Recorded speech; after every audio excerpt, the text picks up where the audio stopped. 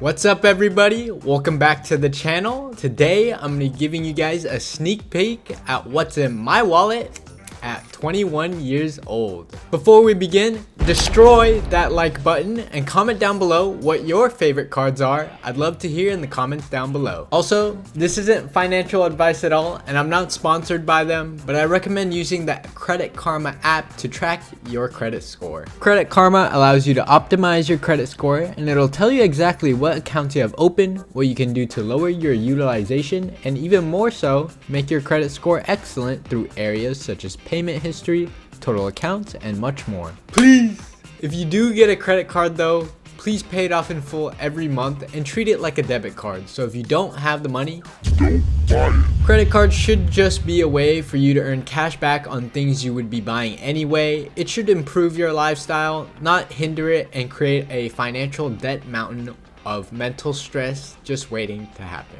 So please stay on top of it. And if you don't trust yourself, I wouldn't even bother applying though, but it's a good idea to educate yourself so you can be more responsible. Starting with card number 1, we have the Chase Freedom Student. This is the first card I got, which includes no annual fee. Any student card is a great starting point in general, as there's usually lower requirements and banks understand that for students. Especially if you bank with Chase, you're more likely to get accepted. Currently, there's a $50 sign up bonus for your first purchase in the first 3 months, so that's free money to you. Besides the sign up bonus though, most student cards don't have any other benefits, but this one does give you 1% cash back on everything, which is a good start. Also, as long as you stay in good standing, detailed in the Chase Student Program Agreement, you'll get a free $20 every anniversary up to 5 years. So keep that in mind when handling this card. Also, just like all credit cards, there's purchase protection. So if there's any ever fraudulent activity on your account, you can just call Chase and be like,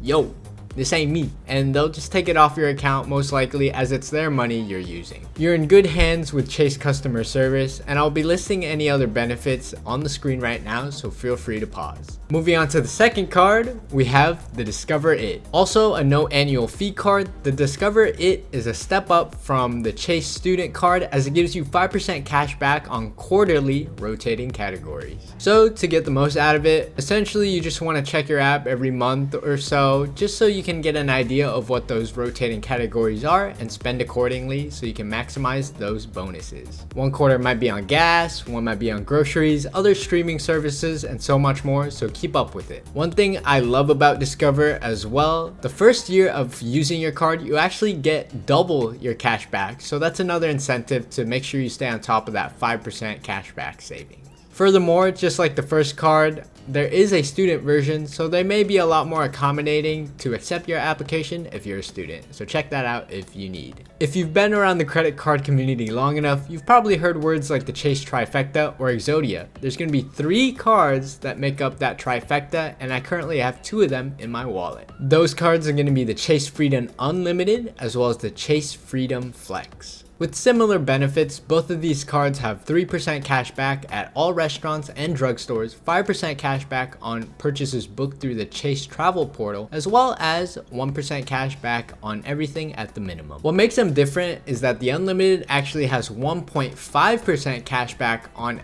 everything, so that's a step up from the student card of 1%. Furthermore, the Flex has 5% cash back on rotating quarterly categories and 1% cash back on everything else. You may be asking yourself now, why would I want 2 cards with rotating categories? Isn't that too much to keep up, and don't they do the same thing? Well, yes and no. Yes, they both give 5% cash back on quarterly rotating categories, but that doesn't necessarily mean that they're the same categories. So effectively, that means you can get 5% cash back on double the categories every quarter or so just make sure you check the app every now and then. It's also a good idea to not close any old credit card accounts even if you're not using it, as that might lower your credit score actually, because it also lowers your credit card age. Just try to use these cards once a month, and even if you don't, these cards usually don't have an annual fee, so you could just keep it in your sock drawer. Other than that though, I believe both of these cards currently have a $200 sign up bonus if you spend $500 in the first 3 months, so please check that out and look out for other bonus offers for applying for anything. Now here comes the cool part. Once you've used these cards for a while, you can actually pair them with their upgraded brother, the Chase Sapphire Reserve or Preferred, which gives you an extra 1.25 or 1.5x your points once you transfer them to these cards. That just means more cash back and rewards points for you for whatever you want. I will mention though that both Sapphire cards are primarily used for travel, so make sure you plan accordingly as they're also annual fee cards, so just make sure you use all the benefits so you don't burn money for fun. I'll list a few of the benefits of the Sapphires on screen right now, but currently I do not have either. The Chase Ultimate Rewards portal is also one of the best in the industry, and you can get things like Apple products or just better point transfers for gift cards and more. But redemptions are a different realm in themselves, so if you guys want another video on redeeming points, just let me know in the comments below. Next, my first ever charge card, the American Express Gold card. I got mine in Rose Gold, but I will mention that there is a $250 annual fee associated with this card, but let me finish before you think I'm crazy. You get 4% cash back on all restaurants and groceries, so it's a big plus if you're a big eater. Additionally, you also get 3% cash back on all purchases through amextravel.com, as well as 1% on everything else. However, it doesn't even stop there. You also get a $120 dining credit at select merchants, which I will list on the screen, as well as a $120 Uber cash credit. So every month you get an extra $10 to spend at these places, so if you do use these benefits, they actually come to an effective annual fee of $10. Wow. Like I said though, this card currently aligns with everything I do right now, so don't go getting this card if you don't eat out a lot or get groceries. Otherwise, it just doesn't make sense. There's a ton of other benefits like a $100 hotel experience credit when you book through the Amex Hotel Collection.